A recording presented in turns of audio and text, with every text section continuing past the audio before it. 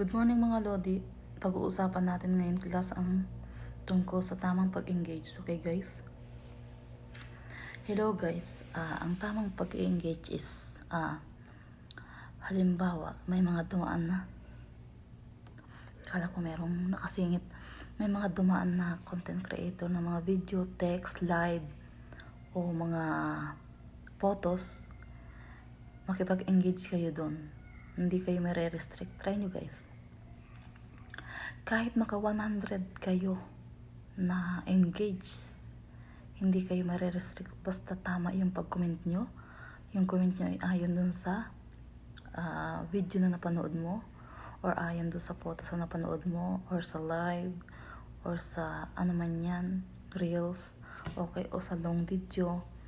Basta yung i-comment nyo is related dun sa napanood nyo.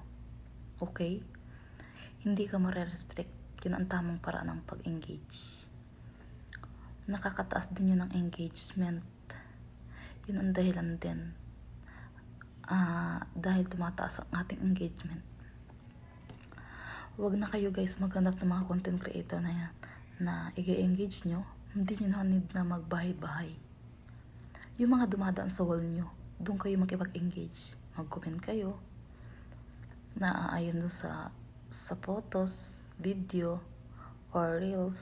Okay guys? Yun ang aking tips for today. Effective yan guys.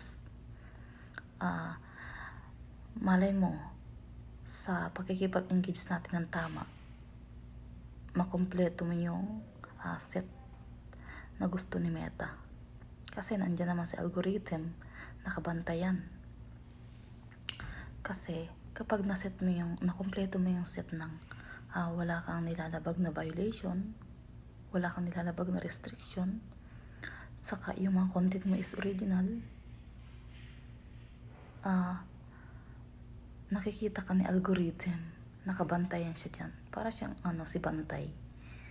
Alam mo yun yung dahilan kaya tayo namo-monetize.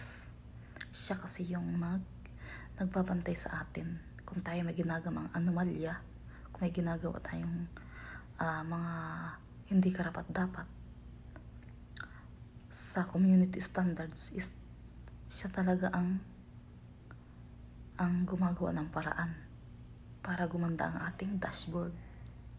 Kaya guys, payo ko sa inyo, dapat original content, wala tayong violation, wala tayong restriction, at mag-delete na tayo kung mayroong copyright.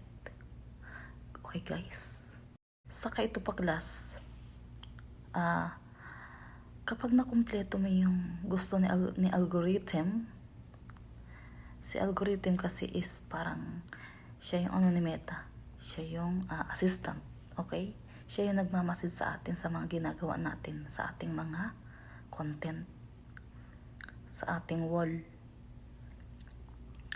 Kapag nakumpleto mo na yung set na yun, wala kang violation, wala kang restriction, sumusunod ka sa community standards ni Meta, tapos yung content mo is original, wala kang ninanakaw na mga video sa kung kani-kanino pang mga content creator o kung saang application o saang social media website. Yun, pag nakumpleto mo na yun guys, tapos nakikipag-engage ka ng tama, hindi ka lumalabag sa community standards at sa mga policies ni Meta, yun ang dahilan kaya madali kang mai-invite sa ads on reels.